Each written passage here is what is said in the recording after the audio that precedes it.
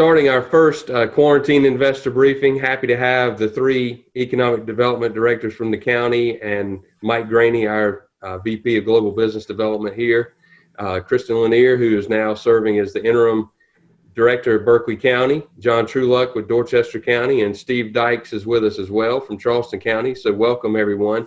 And Kristen, like I said, I'd like to start with you with kind of the obvious question.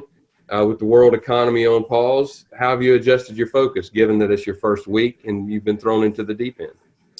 Yeah, so it's been my first full week in the office, and it's been busy. We are still working through some projects, taking a couple before council at our next meeting, and we've had some new ones come in. It does seem like there's a shift, though, that most of the projects we're working are domestic investments.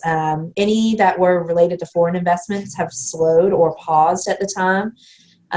So that's an interesting thing. As far as our focus, we've been spending a lot of time with our existing industries. John, how about you? Yeah, I would sort of back up what Kristen said. I mean, surprisingly, our focus has not shifted. I mean, our world has changed completely, but it's also not changed. It's just shocking to me that we're still continuing to work projects, new projects. So that has been a very pleasant surprise for me. And we continue to work on some product related stuff because we know, most of that stuff is long term, and we're going to come out of this. And when we come out of this, if we see some of the reshoring and changing of supply chains that people are prognosticating right now, then having product ready to go is going to be even more important. So the part of the world that has changed, of course, is, and I won't say our focus has changed because our focus is always on existing industry. You want to be there for those guys all the time, but you certainly want to be there for them in times of crisis. So there has been a whole lot more communication with our existing industry, and really some cool things have come out of that. Some connections we've been able to make between different companies to kind of make some lemonade out of some lemons. Yep. And Steve, I know you can't see us. We've got Steve by audio, but Steve, how about you? How have you guys adjusted your focus? I know you guys got a great existing industry concierge program there, so you're set up. But how have things changed in your shop? Well, I would have to concur with what Kristen and John said, in the sense that, we're still working all the projects that were viable and alive and kicking before this began. And we've got about 5 of them at this point that are ready to take the next step. And I think one thing I'm confronting now is just when can we get back to a normal county council schedule? With the social distancing and the need to have meetings online, so to speak, there's a limited amount that most counties are going to want to try to do that's, above and beyond an emergency measure. So we're kind of waiting out that calendar and those kind of issues, to get back to a little bit more regular schedule with county council and be able to take some of this stuff forward. But, beyond that, I mean, we got thrust into a emergency response pretty quickly with the amount of phone calls we were getting. And I think probably every department in this state can say that it got busy, with a COVID-19 section on their internet site and, doing whatever they could do to help their existing companies. We've certainly been doing that. And we did a survey over the last couple of weeks and got the response back from that and began to understand a little bit where our companies as a whole stand, in terms of layoffs and furloughs, in terms of the amount of business they've cut back on, who's closed plants, who has supply chain issues. And we'll repeat that again, probably more than once in the weeks to come, knowing that the whole situation's fluid. And so it's been kind of a simultaneously reactive and proactive. And I will say the third piece of it is that we have spent probably more time on webinars than anybody has a right to in terms of looking into the future. There's been quite a few intriguing webinars available out there by groups like the International Economic Development Council and some of the consultants, kind of looking into the future, trying to, make sense of all the COVID-19 challenge and what it's going to mean to the business landscape, what the new normal might be. Last but not least on this question, Mike Graney, tell us a little bit about what you've been doing. We've engaged our lead generators who normally find meetings, companies for us to talk to, or are interested in expansion opportunities in the Southeast U.S. And we've charged them instead with finding out what's going on in their countries and in their industry sectors. And we've gotten some preliminary information. I think there's two trends we're going to watch very carefully and be prepared to jump on when normal returns, however we define normal. John brought one up earlier, and that was supply chain disruption. We see a lot more intra-US or intra-NAFTA suppliers as opposed to things going around the world. And so I think that's one opportunity. And the second, that's the first thing out about just about everybody's mouth right now, is we all know that the heroes in this fight and in this war are the frontline medical people. And right behind them are the life science industry that's coming up with drugs and therapeutics and vaccines and tests. And so we see the life sciences as something that's going to leap forward. So we're putting a lot of effort over the next 60 to 90 days into studying those two trends and being ready to go out and take advantage of those in the fall or as soon as the crisis allows us to do so.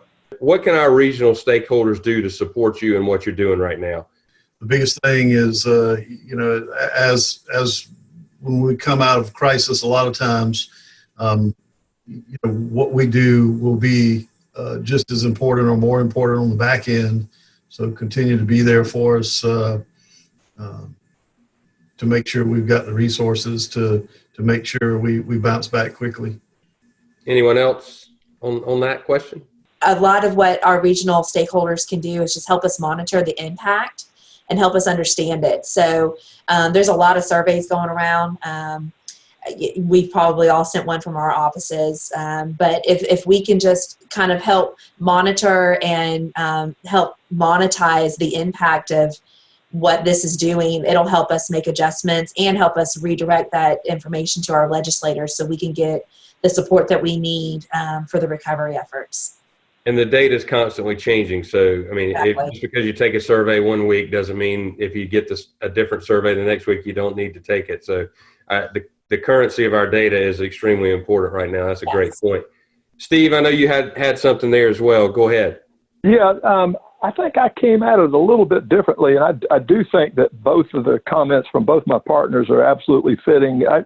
What occurred to me, though, is that all of the stakeholders at the CRDA are basically a microcosm of industry, local business, higher ed, utilities, and then the local governments. And when you think about this COVID crisis and the aftermath of it, every one of those institutions and entities gets hurt.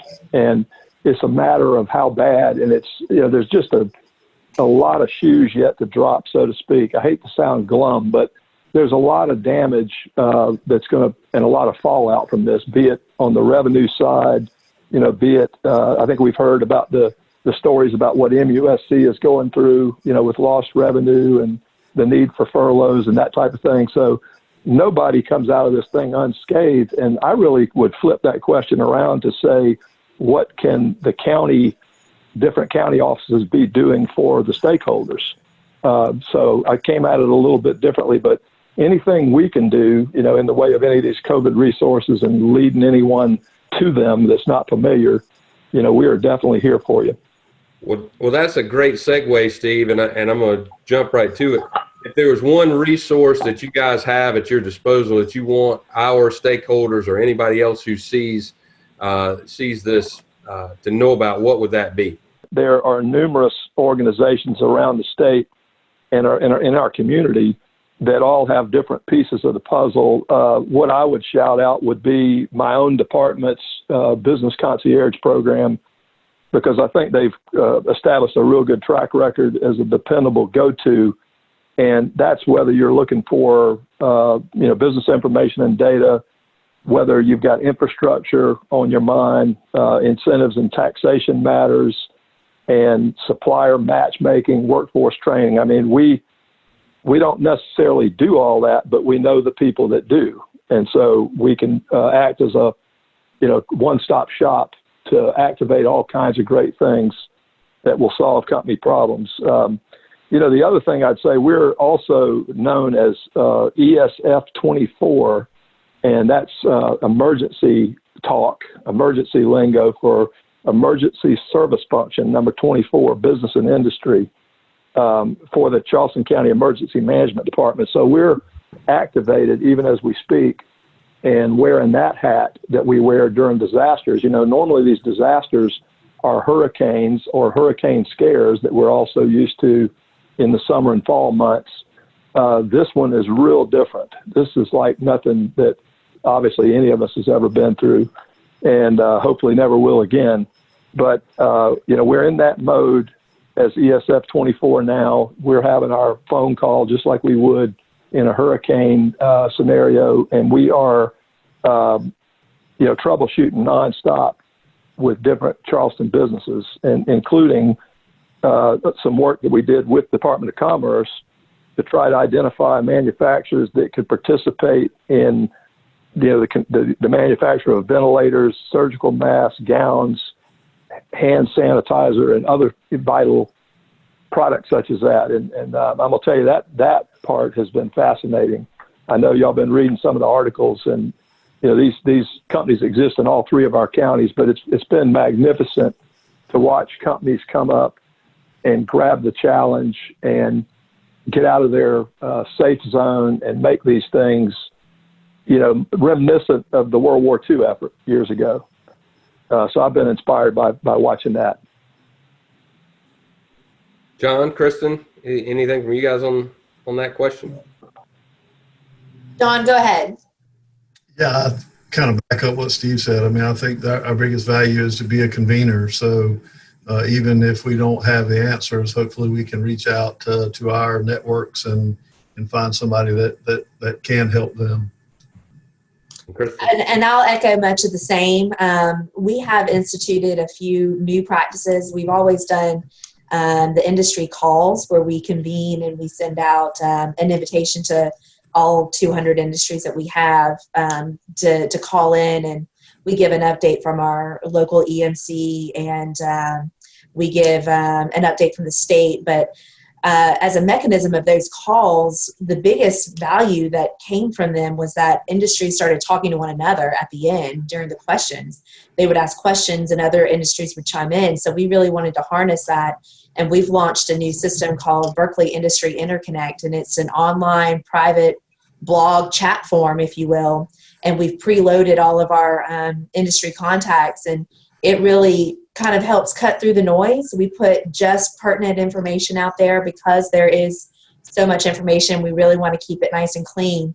But once again, it's helped to connect our industries. And so we're all going through this together. We've never done this before. And so we can all learn best practices from one another. So it's been able to allow our industries to share a resource and other people to pick it up and to make comments or ask questions. So we're pretty proud of that. And it's just another extension of connecting what we call our Berkeley industry family. Mike, I'm going to segue to you now, kind of looking to the future. We are the recruiting side of things, but where do we go as a region from here? Well, first of all, I don't think we stand still. There's you got today, you got tomorrow, and then you got the day after tomorrow. And, today we're going through a crisis that none of us have gone through before. We don't need to belabor that. I mean, Steve talked about that nobody's going to come through this unscathed, and he's absolutely right. But people will come out of it differently, whether that's different kinds of companies, that's different regions of the U.S., that's different countries in the world. And so we want to monitor that. And I think from CRDA's perspective, in addition to, following everything that's going on today and being available for our stakeholders and connections to state groups and the things all of us do every day, we're thinking about, when can we get back out there and do what we normally do? And a lot of that is unknown, but we want to be ready. We talked before about the 2 target niche industries that we're paying particular attention to. And so I think that's something that in all the chaos of today, somebody's got to be thinking about the day after tomorrow. We're trying to fulfill that role. Well, we're going to try and wrap this up now. I got one last thing, and any of the four of you can take it to start. Is there anything else that before we sign off that you'd like that I haven't asked you about that you'd like to share in terms about maybe how your teams are doing? Anything that you just like to share before we wrap up? I'd like to end with something pretty positive. The other thing to think about is, I'm still just super excited to be doing what we do where we're doing it. We were on a high, and not everywhere in the country, everywhere in the world has that for the starting point. So, Steve says everything's going to take a hit. So, but because we were at a pinnacle, that fall won't be as tough, and hopefully we'll bounce back quicker than we would, say, if we had been in a trough. So thankfully, times were good when this hit, and times were good here in Charleston. And so I'm very optimistic that, when we get through the end of this thing, we'll bounce quickly and we'll be back to good times before we know it. I would chime in and second wholeheartedly what John just said.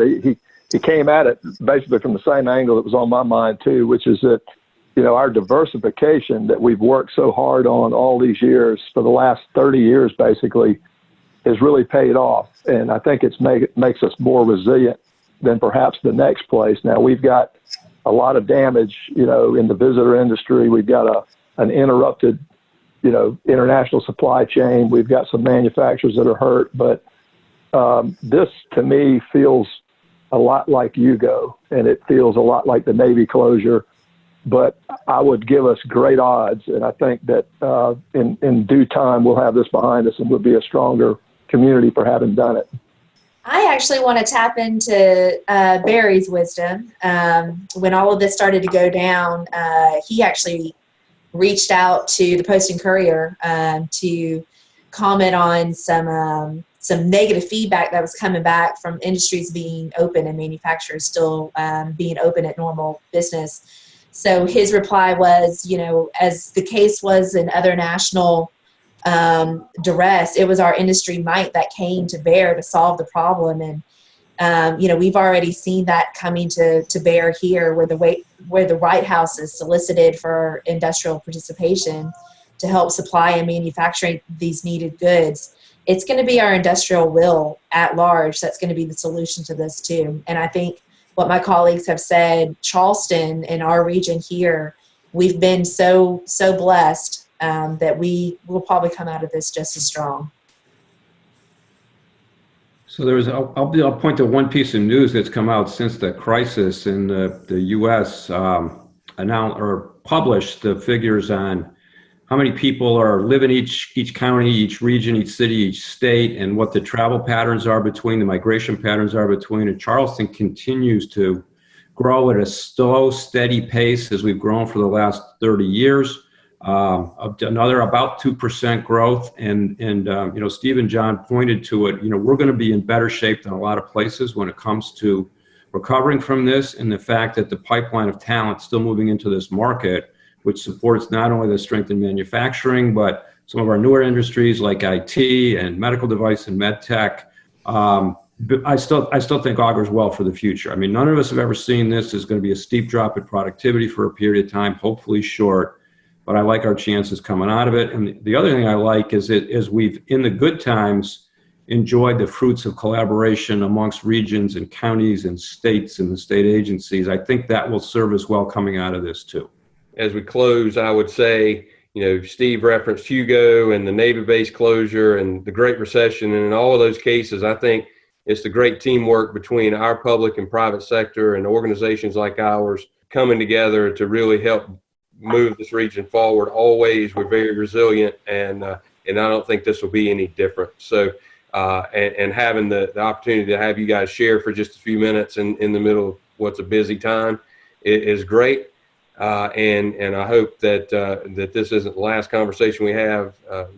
Hopefully it's the last one we have on Zoom. Hopefully we're back to normal in-person meetings soon. But I thank you all for your time this afternoon, and we look forward to seeing you all in person soon. Thanks.